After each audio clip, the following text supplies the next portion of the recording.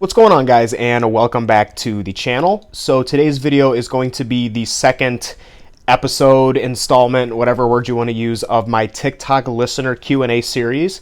So for those of you guys who are unfamiliar, once a week I put a video up on my TikTok account where I let you guys ask questions, and then I come on here on YouTube and make a more in-depth type of response video to your guys' questions. So if you guys are not following me on TikTok, then that would be a good opportunity to plug my TikTok. You guys can get your questions answered, and I upload anywhere from 2 to 5 videos a day, ranging for anywhere from training to nutrition content. The video that I posted this week to get questions actually didn't get a lot of responses. I think it got maybe 4 or 5, which is really abnormal.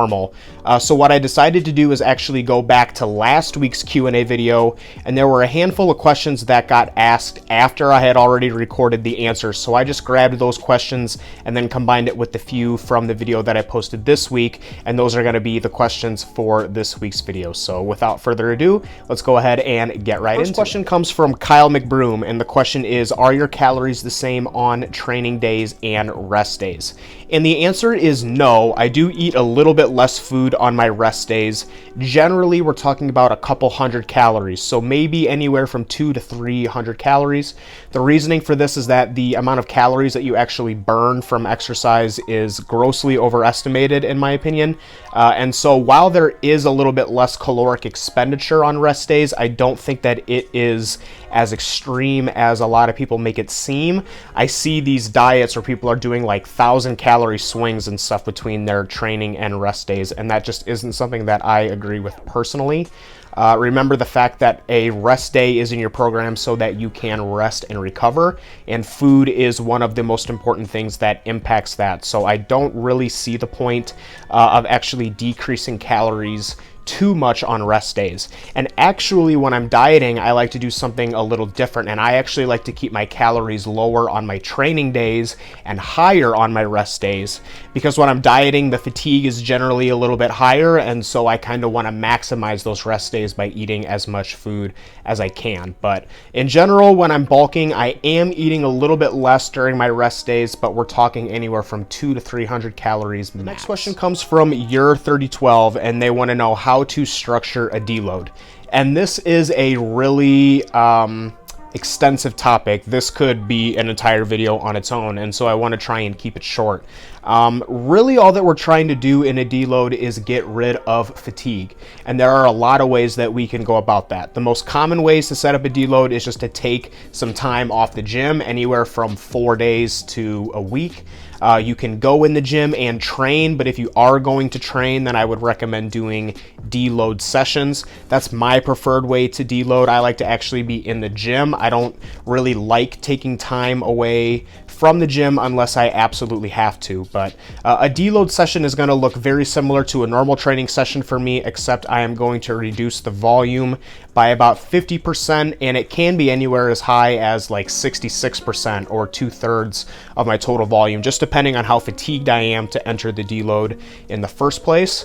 Also, during a deload will be one of the few times that I utilize a reps in reserve, or an RIR approach, which for those who are unfamiliar just means leaving reps in the tank instead of going all the way to failure.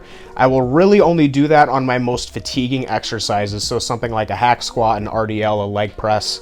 Typically everything else I keep at 0 RIR and train pretty intensely. But those are really my preferred ways of deloading, is just either taking complete time off the gym or going into the gym and training but doing deload sessions. The next question comes from Are You Bent? And this is a 2-part question. So the question is, your tempo is immaculate, real control over every rep. My question is, how much of a difference does it make whether you do a really slow eccentric compared to a relatively slow eccentric, say 4 seconds versus 2 seconds? So first things first, thank you for the compliment. I try to prioritize my execution on my lifts as much as I can. So the fact that that gets picked up on in my content means a lot to me.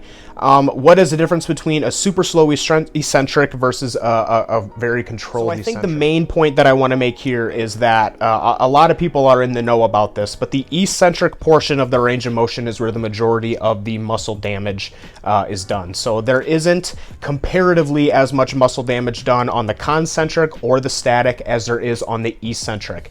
And so the eccentric is really where I think a lot of focus needs to be placed for a lot of lifters, because I think that that's where the real gold is, and for lack of a better word, when it comes to executing their reps. And so what is the difference between being able to shoot a 30-foot jump shot compared to a 20-foot jump shot? It's the same exact skill, but you're just able to kind of apply it at a greater magnitude.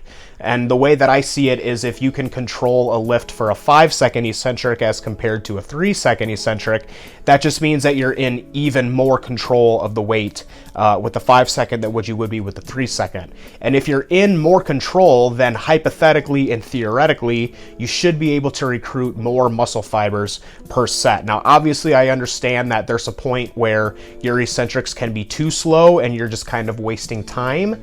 But I personally don't think that I operate at that level of eccentric speed. I think that my level of eccentric speed is right around that point where it's really good. You know, a lot of people will say that it's too slow, but I personally don't agree. Basically, the way that I think about it is, the more time that I spend in the eccentric, the more muscle damage that I'm accruing, and the more muscle damage that I'm accruing, assuming that I can recover from that muscle damage and then progressively overload that stimulus over time, the more muscle that I'm going to grow. And I understand that scientifically it may not be like a 1-to-1 ratio like that, but that is kind of how I think about it. So I never see a situation where having a less controlled eccentric is beneficial. You should always be looking to tighten up and make your eccentrics even better. So hopefully that kind of answers your question. SDNSKD, KJ, DJ, just a bunch of random letters there.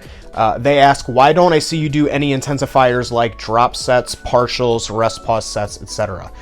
So right now I'm not doing any of those things because I'm not really in an environment to take advantage of them, both from a food position and a hormone position.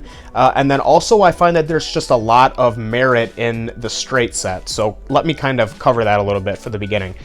So what I meant by I'm not in the environment to be able to really take advantage of them hormonally and food-wise right now. Right now I'm just kind of maintaining my weight, if not still in a slight deficit. And so because of that, it's pretty unlikely that I'm going to be building new muscle tissue right now. And that's something that's really important to keep in mind when we're talking about these set intensifiers, is that while these set intensifiers do potentially increase muscle mass more because the reps are more stimulatory, they also cause more fatigue. And it's one thing to implement those in your training program when you're in a position where you're eating enough food to be able to be in a caloric environment, to be able to build muscle mass. But if you're in a caloric deficit, as I mentioned, you're likely not building muscle mass. And so all of the fatigue that you're getting from those set intensifiers is just making your recovery process a lot harder than it needs to be.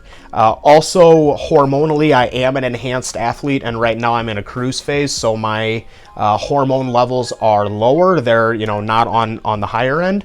And so because of that, it's also pretty unlikely that I'm building significant amounts of muscle tissue right now. And so doing those things right now, all it's going to do is put me in a hole, and it's not going to give me new muscle mass. If I do those things when my hormones are higher and my food is higher, it's still going to put me in a hole, but I'll be able to actually get something out of it because I'll be in a position to be able to build muscle mass. And right now that just isn't the case. So I don't see the point in wasting energy in doing those things. I think that set intensifiers and stuff like that are way overused, and I think that they need to be used strategically. Mr. Big Glutes asks, how do you personally meal prep? So my meal prep strategies have kind of evolved a lot over the couple years. Right now I am prepping my food every single day. I find that it tastes the best. I can weigh it the most accurate way, which is weighing it raw. I used to make food for days ahead of a time, and I used to make food for the whole week. I do not really recommend the whole week thing unless you're in a position where that's the only way that you can do it. You're just so busy that you have to prep for the whole week. The food tastes like shit after a while, and I kind of notice that the same thing happens with making food a couple days out. Right now, if I'm busy, like I may make food for like 1 or 2 days ahead, but I typically don't make it any further ahead than that. I will just either make my food for the next day every night, or it'll be the first thing that I do in the morning. So it's something that I do every day. I live a lifestyle that allows me to do that. I am only working part-time, like in a store, where in places where I actually have to go, and then the rest of the time I work from home doing client work and stuff. So I have a decent amount of free time to be able to dedicate to making my food fresh every day. But honestly, even during the time periods where I didn't have that much free time, I was still doing that because it's just something that I prioritize, is eating fresh. ADMUACRIC with a 2-part question here. Why do you hold a 5-second stretch at the bottom of a calf raise? I know you said you like making it hard, but 2 seconds is more than enough. Hard doesn't always mean better.